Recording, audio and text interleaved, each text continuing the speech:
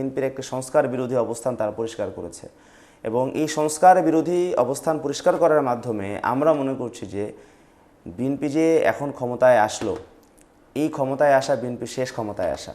BNP আর কখনো এই ধরনের ইঞ্জিনিয়ারিং করে ক্ষমতায় আসবে সেই স্বপ্ন বিএনপি আর কখনোই দেখতে পারবে না।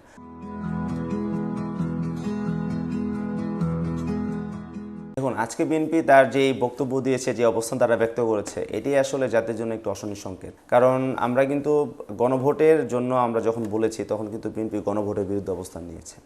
তারা বলেছে যে সংস্কার প্রক্রিয়া আলাপ আলোচনা হয়েছে, ঐক্যমত হয়েছে, সেগুলো পরবর্তী ইলেকশন পরবর্তী যে সরকার, সেই সরকার তারা বাস্তবায়ন করবে, এটার জন্য কোনো গণভোটের প্রয়োজন নেই।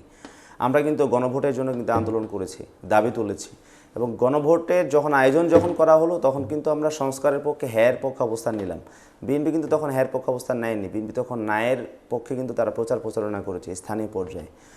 তো হ্যায়ের পক্ষে যখন একটা গণজোয়ার তৈরি হলো, তখন বিএনপির পক্ষ থেকে জানানো হলো যে তাদের অবস্থান গণভোটের পক্ষে হ্যাঁ, কিন্তু মাঠ পর্যায়ে কিন্তু সবাই ন্যায়ের পক্ষে ক্যাম্পেইন করেছে। এবং বিএনপির আজকে যে অবস্থান, যে আমাদের জুলাই সনদ বাস্তবায়ন আদেশ অনুযায়ী কিন্তু আজকে সংবিধান সংস্কার পরিষদের সদস্য হিসেবে প্রতিটি এমপির আজকে শপথ নেওয়ার কথা, কিন্তু বিএনপির 212 জন এমপি কিন্তু তারা আজকে সেই শপথটি নেয়নি। এবং এই শপথ না নেওয়ার মাধ্যমে বিএনপি বাংলাদেশের যে জনরায়, সেই জনরায়কে তারা প্রত্যাখ্যান করেছে।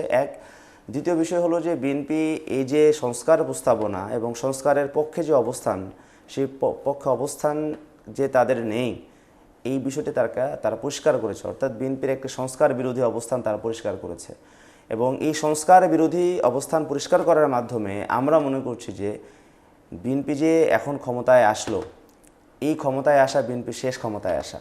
বিএনপি আর কখনো এই ধরনের ইঞ্জিনিয়ারিং করে ক্ষমতায় আসবে সেই স্বপ্ন বিএনপি আর কখনোই দেখতে পারবে না।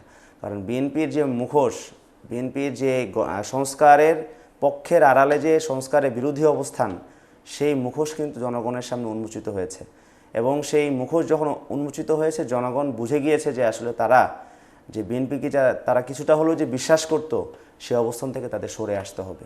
এই বোধশক্তি জনগণের তৈরি হয়েছে এবং সামনের যে বাংলাদেশ, সেই বাংলাদেশের মধ্যে আমরা মনে করি যে সামনের রাজনীতি সংস্কারের রাজনীতি, সামনের যে রাজনৈতিক অবস্থান আমাদের হবে সেটা সংস্কারের পক্ষে অবস্থান হবে এবং বিএনপি যে সংস্কার বিরোধী যে অবস্থান, সেই বিরোধী অবস্থানের কারণে বিএনপির সামনে অনেক কঠিন পরিস্থিতির সম্মুখীন হবে বলে আমার কাছে মনে হয়।